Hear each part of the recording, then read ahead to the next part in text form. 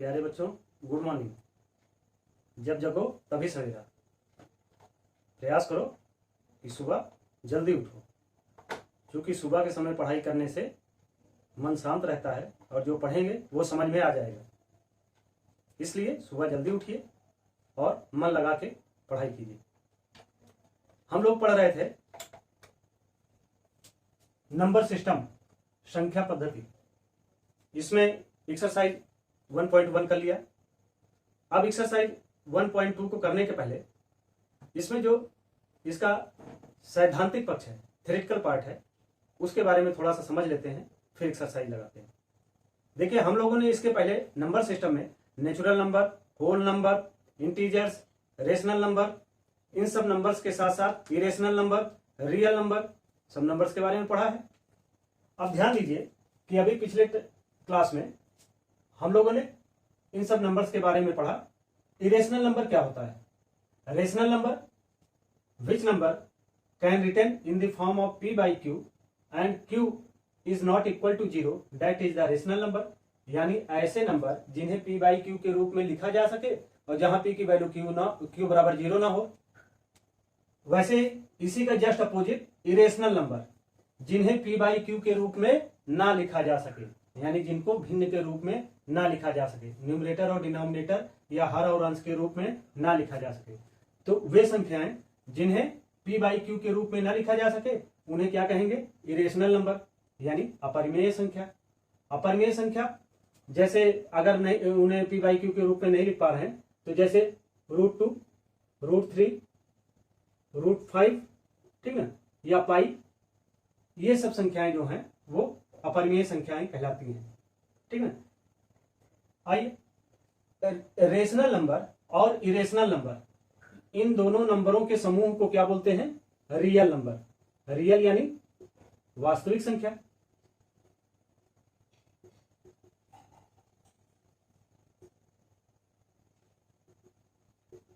वास्तविक संख्या परिमेय संख्या, संख्याओं के समूह एवं अपरिमेय संख्याओं के समूह से मिलकर बने होते हैं।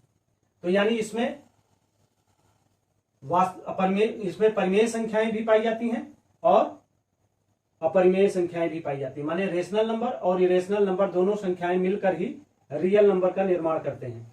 तो इस आधार पर आप कह सकते हैं सभी रेशनल नंबर रियल नंबर हो सकते हैं। हो सकते हैं। सभी इरेशनल नंबर रियल नंबर हो सकते हैं। हो सकते हैं। क्या सभी रियल नंबर इरेशनल नंबर होंगे? हमने पिछले टर्म में क्या बताया था? ट्रिक, कि आप जब ऊपर से नीचे आएंगे तो सभी एक दूसरे में हो सकते हैं, जैसे नीचे से ऊपर किसी में जाएंगे नहीं हो सकते। यानी रियल नंबर इरेशनल नंबर नहीं होगा, इरेशनल नंबर रियल नंबर नहीं होगा, रेशनल नंबर इंटीजर्स नहीं होंगे, इंटीजर्स होल नंबर नहीं होंगे, सभी होल नंबर नेचुरल नंबर नहीं होंगे। ऊपर से नीचे आएंगे सभी नेचुरल नंबर होल नंबर होंगे, सभी होल नंबर इंटीजर्स होंगे, सभी इंटीजर्स रेशनल नंबर होंगे, सभी रेशनल नंबर रियल नंबर होंगे और सभी रेशनल नंबर रियल नंबर होंगे। ठीक ना? ध्यान दीजिए, अपरिमेय संख्याएं होती हैं जिन्हें p by q के रूप में जिन्हें p by q के रूप में ना लिखा जा सके, ना लिखा जा सके। ठीक ना? वो सभी संख्याएं अपरिमेय संख्याएं होंगी। अपरिमेय संख्याएं जैसे इसके उदाहरण के अंतर्गत √2, √3, √5, √4 रियल नंबर, √4 इरेशनल नंबर या अपरिमेय संख्याएं होंगी। 2 2 जा 4, तो √4 का वर्गमूल निकल सकता है जो पूर्ण संख्या के रूप में आएंगी, इसलिए √4 वो इरेशनल नंबर या परिमेय संख्या नहीं होती। 5, पाई, ये सभी संख्याएं इरेशनल नंबर होते हैं। ठीक है।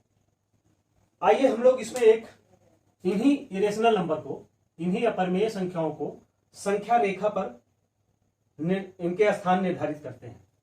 यानी √2, √3 और √5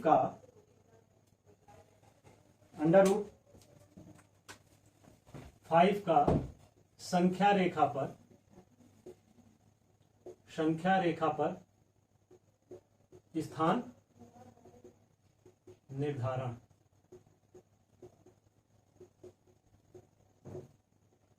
ये एक, इसमें तीनों प्रकार की संख्याओं का आज हम लोग उल्लेख करेंगे। इसके पहले इसमें दो चीजें समझना जरूरी है। पहला तो यह जो है इसे क्या बोलते हैं, वर्गमूल, करणी, ठीक ना। यह जो होता है, जैसे कोई भी संख्या दी गई है, सपोज 16 है, ठीक ना, अगर वो करणी में है तो यानी क्या होगा, इसकी वैल्यू हो जाएगी √4 इंटू 4। तो दोनों में से केवल एक संख्याएं जो होंगी इसका वर्गमूल कहलाएंगी, जैसे 4 आ जाएगा। और ये इसकी वैल्यू जो होती है वो पॉजिटिव भी होती है और निगेटिव भी होती है, समझ रहे हैं। इसकी वैल्यू जो होती है वो पॉजिटिव भी होती है और निगेटिव भी होती है। और ये फिर भी अगर निगेटिव है तब भी ये रियल नंबर लाइन पे शो करेगा, लेकिन अगर ये ऐसे हो जाए √-16 तो ये अनरियल नंबर है, ठीक ना। यह जो है संख्या रेखा पर नहीं दिखाई जा सकती। √2, √3 और √5 का संख्या रेखा पर स्थान निर्धारण कैसे किया जाता है, इसे थोड़ा एक एग्जाम्पल के तहत समझे। इसको सर्वप्रथम पाइथागोरस महोदय ने एक वर्ग को लेकर अपरिमेय संख्याओं के स्थान निर्धारण की बात की। वर्ग, मान लीजिए सपोज ये a है, ये b है, ये c है और ये मान लीजिए d है, या इसे मान लीजिए o है, ठीक है। अब आप ध्यान दीजिए, वर्ग में क्या होती है, इसकी चारों भुजाएं जो हैं आपस में बराबर होती हैं। अगर ये 1 है तो ये भी 1 होगी और ये भी 1 होगी और ये भी 1 होगी, ठीक ना। तो अगर किसी भी वर्ग की एक भुजा 1 है तो इसका स्क्वायर कैसे निकाला जाता है, वर्ग कैसे निकाला जाता है, फार्मूला क्या है, a², जो भी भुजाएं होती हैं उसका स्क्वायर, यानी 1 का स्क्वायर करोगे तो कितना आ जाएगा, 1। तो इस तरीके से इनकी एरिया जो है वो 1 आई। अगर इनके बीच में ये तिर्यक रेखा खींच दी जाए तो आप देखो ये 90 डिग्री का है ना, और ये तिर्यक रेखा जो होगी उसकी वैल्यू क्या होगी। इस वैल्यू को निकालने के लिए आप पाइथागोरस प्रमेय का यूज करते हैं, प्रयोग करते हैं, और उसके माध्यम से आप इसको निकाल सकते हैं। कैसे निकालेंगे भाई, ये समकोण त्रिभुज है ना, देखो ये OAB कैसा है, OAB एक राइट एंगल है, ठीक है। ट्रायंगल OAB एक समकोण है यानी राइट एंगल है। अगर राइट एंगल है तो पाइथागोरस प्रमेय के अनुसार, पाइथागोरस प्रमेय से हम लोग इसको देख चुके हैं कि विकर्ण अगर आपको निकालना है, यानी OB इक्वल टू √OA का होल स्क्वायर प्लस AB का होल स्क्वायर, ये हम लोग जानते हैं। विकर्ण बराबर √ आधार का स्क्वायर प्लस लंब का स्क्वायर। इसी फार्मूले का प्रयोग हम लोग यहां पर करेंगे, ठीक है।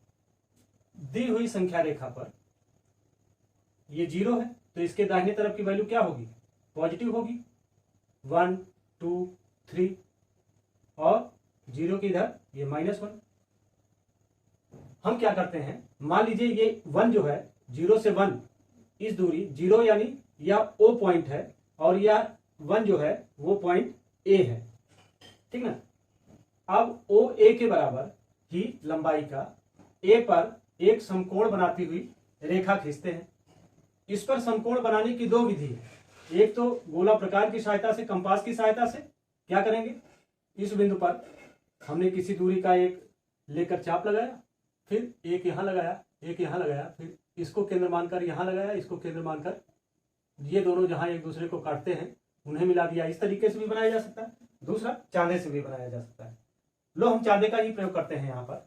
अगर चांदे का प्रयोग करते हुए हम पॉइंट A पर 90 डिग्री कोण बनाता हुआ एक रेखा खींचते हैं जो कि इतनी OA की दूरी के बराबर ही होगा, ठीक है।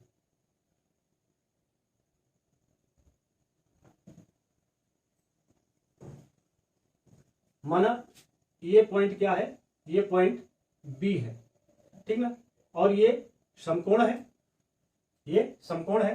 तो B को O से मिलाते हैं, B को O से मिलाते हैं, ये 1 है, ये 1 है, ठीक ना।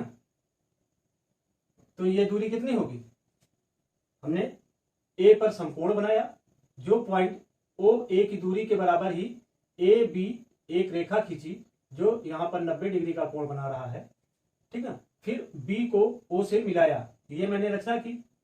अब हमें ओ बी निकालना है। तो हम लोग जानते हैं कि पाइथागोरस प्रमेय से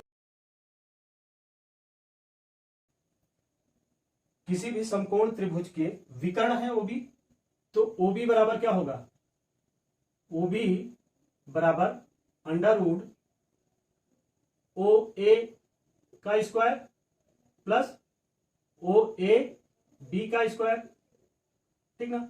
अब आप देखिए यहां ओ से ए तक की दूरी कितनी दी गई है, 1, तो यानी 1 का स्क्वायर प्लस ए बी, ये भी कितना दिया गया 1, इसे भी स्क्वायर किया, तो ये 1 का स्क्वायर करोगे तो 1 आएगा, और इस 1 का स्क्वायर करोगे तो ये भी 1 आएगा। हाँ, तो इस आधार पर ये कितना आ गया, √2, ठीक ना। तो ओबी की दूरी कितनी हो गई, √2, ठीक ना। अब इसको संख्या रेखा पर निरूपित करना है, तो गोला प्रकार में ओबी की दूरी के बराबर डिस्टेंस का एक चाप लगाते हुए हम इसे संख्या रेखा पर ले जाते हैं, जो कि ये कोई भी पॉइंट दे दो, माना ये पॉइंट क्या है, P है, तो यही P जो है वो संख्या रेखा पर √2 को निर्धारित करता है, ठीक ना। संख्या रेखा पर अंडर रूट 2 का मान इस तरीके से निर्धारित होता है। तो ये क्या है, ये अंडर रूट 2 का स्थान निर्धारण, ठीक ना। संख्या रेखा पर ये अंडर रूट 2 का स्थान निर्धारण की विधि हुई। अब इसी के बाद मान लीजिए हमें अंडर रूट 3 का भी, जो कि आपकी किताब में एग्जाम्पल 1 दिया गया है, ठीक ना, एग्जाम्पल 2 में दिया गया है अंडर रूट 3 का मान निकालना, स्थान निर्धारण।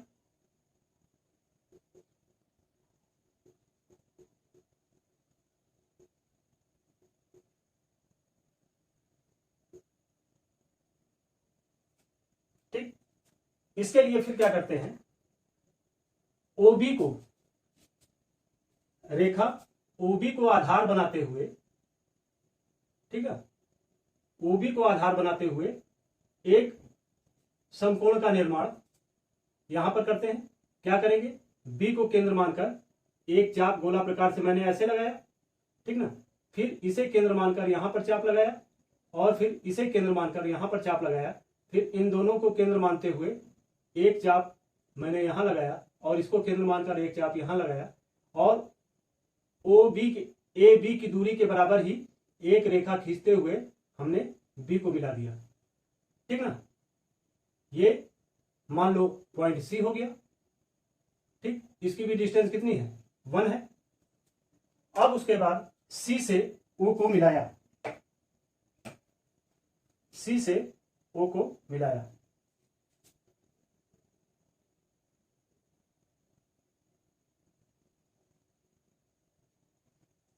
अब ये कितना होगा, अगर ये समकोण है, ठीक ना, ये 90 डिग्री का कोण है, तो हमें अंडर रूट 3 के लिए क्या निकालना पड़ेगा, पाइथागोरस प्रमेय से ही, पाइथागोरस प्रमेय से ही हमें निकालना है ओसी बराबर अंडर रूट, क्या हो जाएगा, आधार, आधार क्या है, बीसी है, या आधार आप ये लंब के रूप में आधार इसको भी ले सकते हैं, तो ओबी का स्क्वायर धन बीसी का स्क्वायर। अब ध्यान दीजिए ओबी कितना है, ओबी हमने निकाला था, ये अंडर रूट 2 है, तो अंडर रूट 2 का होल स्क्वायर प्लस बीसी कितना है, 1 यूनिट है, 1 का स्क्वायर। अब अंडर रूट 2 का स्क्वायर करेंगे, जब √2 को √2 से मल्टीप्लाई करेंगे तो कितना आएगा, 2 आएगा, तो ये कितना आया 2 प्लस 1 को स्क्वायर किया 1, तो ये वैल्यू कितनी हो गई, √3, ठीक ना। तो ओसी की वैल्यू कितनी आ गई, √3, ये अंडर रूट 3 आ गई। बात क्लियर हुई ना। तो अब क्या करेंगे, जैसे हमने P पॉइंट लिया था वैसे ही OC के बराबर दूरी का O को केंद्र मानकर एक चाप हम नंबर लाइन पे या संख्या रेखा पर यहां से लगाते हैं।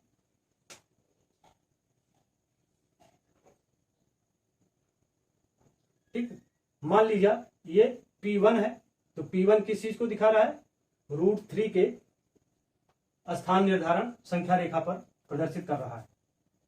ये बात क्लियर हुई। इसी तरीके से √5 को भी हम संख्या रेखा पर दिखा सकते हैं, लेकिन इसकी प्रविधि अलग होगी। आप इसको उतार लीजिए, हम एक्सरसाइज कराते समय उसको कराएंगे। आइए एक्सरसाइज 1.2 का क्वेश्चन नंबर 1 देखते हैं। State whether following statement are true और फॉल्स, जस्टिफाई योर आंसर। दिए गए नीचे दिए गए कथन सत्य हैं या असत्य हैं, कारण के साथ अपने उत्तर दीजिए। First, every irrational number is a real number. प्रत्येक अपरिमेय संख्या एक वास्तविक संख्या होती है। हम लोगों ने देखा कि मान लीजिए रियल नंबर एक बहुत बड़ा थैला है, ठीक ना, रियल नंबर बहुत बड़ा बैग है, ठीक ना। इस रियल बैग, बड़े से बैग में एक छोटा पैकेट है जो रेशनल नंबर का है और दूसरा पैकेट जो है इरेशनल नंबर का है। इस रीजनिंग पर हम ये कह सकते हैं कि every irrational number is a real number. प्रत्येक अपरिमेय संख्या एक वास्तविक संख्या होती है, क्योंकि इसके अंदर इरेशनल नंबर भी है और इसके अंदर रेशनल नंबर भी है, ठीक ना। और ये पूरा बड़ा सा बैग क्या है, वो रियल नंबर का है। इस सेंस पर हम ये कह सकते हैं every rational number is a real number, every rational number is a real number, ठीक ना। रेशनल नंबर भी रियल नंबर है और सभी इरेशनल नंबर भी रियल नंबर है। इस आधार पे क्या कहेंगे, true, since collection of real number is made up of rational number and irrational number. सत्य है, क्योंकि अपरिमेय संख्याओं और परिमेय संख्याओं के समूहों को मिलाने से बना समूह वास्तविक संख्याओं का समूह कहलाता है, ठीक। अब दूसरा है, every point on the number line is of the form √m where m is a natural number. संख्या रेखा का प्रत्येक बिंदु √m के रूप का होता है, जहां m एक प्राकृतिक संख्या है। आइए थोड़ा इस पर विचार करते हैं। ये नंबर लाइन है, 0 के दाईं ओर जो नंबर होगा 1 2 3, ठीक ना। और जैसे 1 है, अगर 1 को रूट किया जाए तो 1 × 1 कितना आएगा, 1 ही आएगा, ठीक ना। अगर ऐसे ही √4 को, तो 4 की वैल्यू कितनी आएगी, रूट कितना आएगा, वो 2 आएगा, 2 2 जा 4। वैसे 3 है, 3 का मतलब √9, 9 का वर्गमूल कितना, √9 का वर्गमूल कितना आएगा, वो आएगा 3। तो यहां देखने से ये चीज तो क्लियर हो रही है, ये सभी कैसे हैं, नेचुरल नंबर है, ठीक ना। यहां देखने से तो ये चीज क्लियर हो रही कि वाकई में √1 1, √4 2, √9 3 को रिप्रेजेंट कर रहे हैं, ये बात सही है। लेकिन अगर यही √0 हो जाए तो 0 क्या कोई नेचुरल नंबर है, नहीं है। या इसी सेंस में देखें -1, ठीक ना, -1 भी कोई नेचुरल नंबर नहीं है, जबकि -1 नंबर लाइन पे होता है।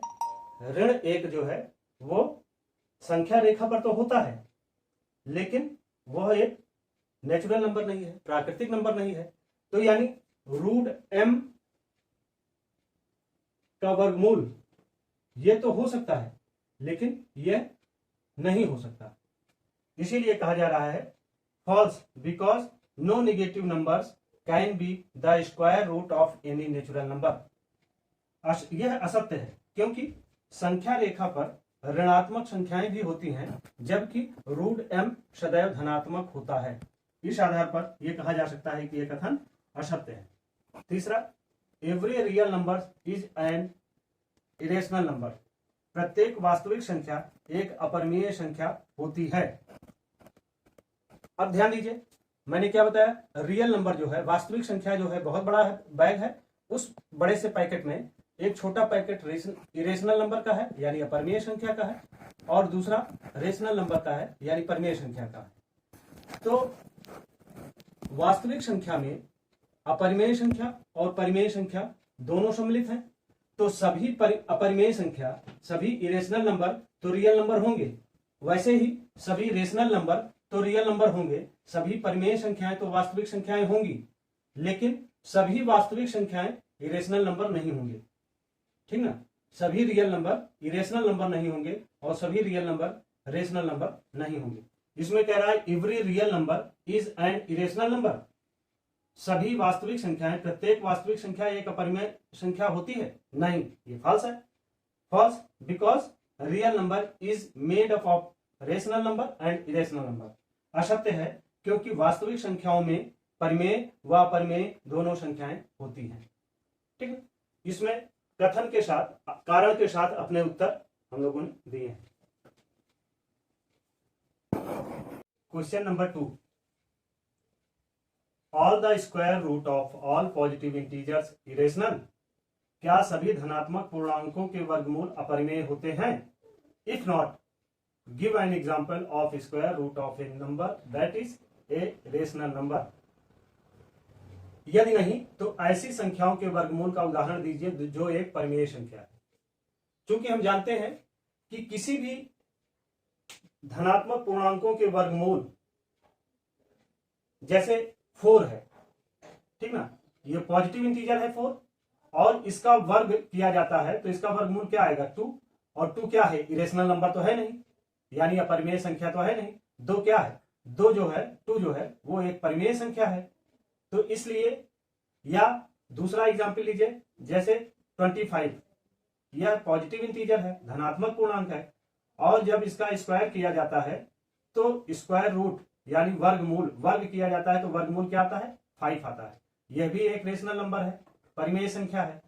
तो इसीलिए कहा गया no, due to the square root of all positive integers are not irrational, यानी सभी धनात्मक पूर्णांकों का वर्गमूल इरेशनल नहीं होता। ठीक ना, उसके एग्जाम्पल ये है हिंदी में, नहीं क्योंकि सभी धनात्मक पूर्णांकों का वर्गमूल अपरिमेय संख्या नहीं होती है। ये आप लिख लीजिए।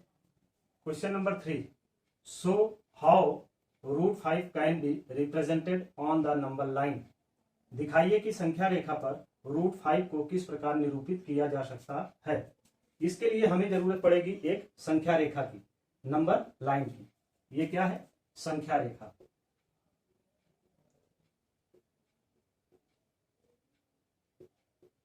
इंग्लिश में बोलेंगे नंबर लाइन। ठीक, इस संख्या रेखा पर देखिए 0 से दाहिनी ओर 1 2 3 और 0 से बाईं ओर -1 -2 ऐसे आगे तक जाएगा। इस संख्या रेखा में चूंकि हमें √5 दिखाना है और 5 क्या होता है, 5 हो सकता है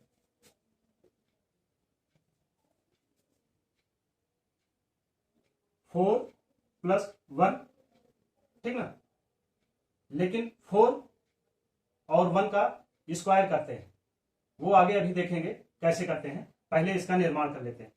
क्या करते हैं, रचना में पहले इस नंबर लाइन पर मान लीजिए ये O है और ये 1 जो है, ये 1 है, और 2 जहां पर है उसे हम 2 मात्रक लेते हैं, इसे नाम दे देते हैं A। 2 जहां पर है उसे नाम दे दिया A। अब इस A में 2 तरीके से समकोण बना सकते हैं। इस पॉइंट 2 पर हम एक समकोण बनाती हुई रेखा जो कि एक मात्रक हो, ठीक ना, वो खींचते हैं।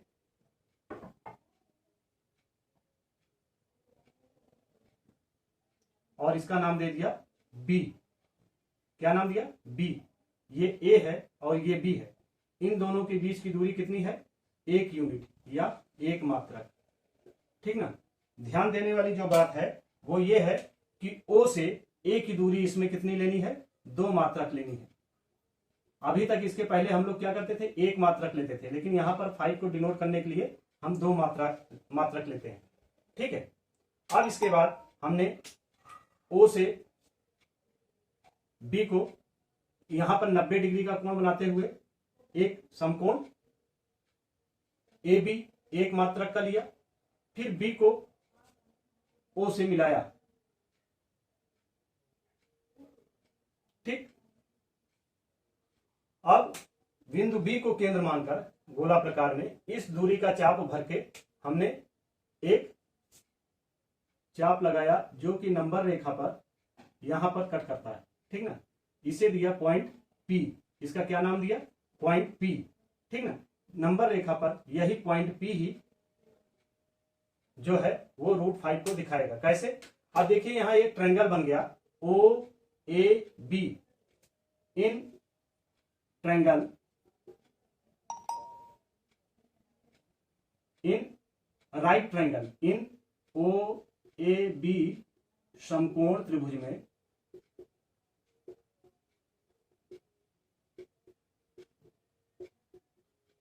देखिए हमें निकालना है ओबी, ओबी निकालना है। तो ओबी बराबर पाइथागोरस प्रमेय से क्या हो जाएगा, ये हो जाएगा ओ ए का whole square plus A B का होल स्क्वायर, आधार का वर्ग धन लंब का वर्ग। ये क्या है, ये पाइथागोरस प्रमेय है। ठीक ना, पाइथागोरस प्रमेय से ये सूत्र मिलता है। अब ओ ए बराबर हमने कितना लिया है, हमने लिया है 2 यूनिट यानी 2 मात्रक। तो यानी 2 का whole square plus A B कितना लिया है, 1 मात्रक, 1 का होल स्क्वायर। तो ये हो गया √4, 2 2 जा 4 प्लस 1 1 जा 1, ये हो गया √5। ठीक ना, यही 5 में जो 4 लिया था ये क्या हो गया, ये 2 का स्क्वायर हो गया और प्लस 1 का होल स्क्वायर हो गया। ठीक ना, इसी के आधार पर ये वैल्यू आ गई √5। ठीक ना, तो ये पी पॉइंट जो है वही किसको प्रदर्शित करता है, √5 को प्रदर्शित करता है। ये कॉन्स्ट्रक्शन है, रचना है। फिर बी को केंद्र मान, ओ को केंद्र मानकर, ठीक ना, ओ बी त्रिज्या का एक चाप लेकर हमने लगाया जो संख्या रेखा पर बिंदु पी पर काटता है, और इसलिए क्या हो जाएगा, यही पॉइंट पी जो हो जाएगा वही संख्या रेखा पर √5 को प्रदर्शित करेगा। इसलिए संख्या रेखा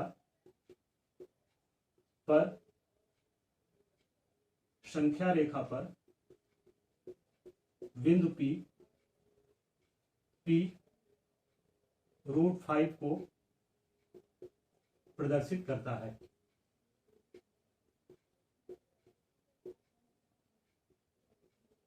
इसको एक बार फिर से देख लें।